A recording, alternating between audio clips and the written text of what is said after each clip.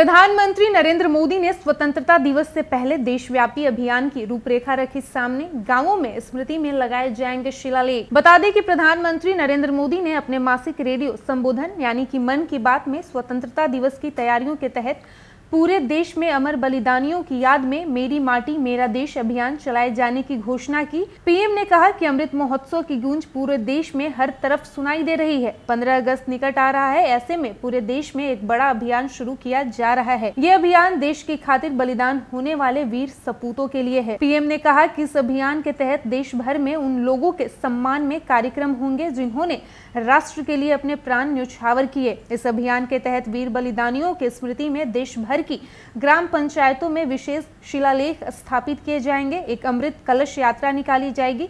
इसके तहत देश के अलग अलग कोनों के गांवों की मिट्टी के साथ 7500 कलश दिल्ली लाए जाएंगे। इस यात्रा में देश के विभिन्न हिस्सों से पौधे भी लाए जाएंगे। इस मिट्टी और पौधों से राष्ट्रीय युद्ध स्मारक के निकट एक अमृत वाटिका तैयार की जाएगी। ये एक भारत श्रेष्ठ भारत का एक और महान प्रतीक होगी। पीएम ने कहा कि पिछले साल हर घर तिरंगा अभियान से पूरा देश जुड़ा था। इस साल भी लोग पूरे उत्साह के साथ अपने घरों पर तिरंगा फहराएंगे। उन्होंने कहा कि इन प्रयासों से हम अपने कर्तव्य का निर्वहन करेंगे। पीएम ने आगे कहा कि पिछले कुछ दिन प्राकृतिक आपदाओं के कारण चिंताओं और परेशानियों से भरा रहा है। लोगों को यमुना सरीखी नदियों में बाढ़ के कारण तमाम जगहों पर काफी परेशानी का सामना करना पड़ा। प्रधानमंत्री मोदी ने कहा कि प्राकृतिक आपदाओं के बीच इस देश के लोगों ने एक बार फिर एकता की शक्ति प्रदर्शित की है। प्रधानमंत्री ने वहीं मन की बात कार्यक्रम में पिछले कुछ वर्षों में हज नीति में सुधार के लिए सरकार की ओर से किए गए प्रयासों का जिक्र करते हुए कहा कि इससे ज्यादा लोगों को वार्षिक हज यात्रा में जाने का अवसर मिल रहा है। पीएम ने इसका विशेष रूप से उल्लेख किया कि 4000 से ज्यादा महिलाएं बिना मेहरम के हज करने में समर्थ हुई हैं। मेहरम का अर्थ उनके लिए हज यात्रा के दौरान पुरुष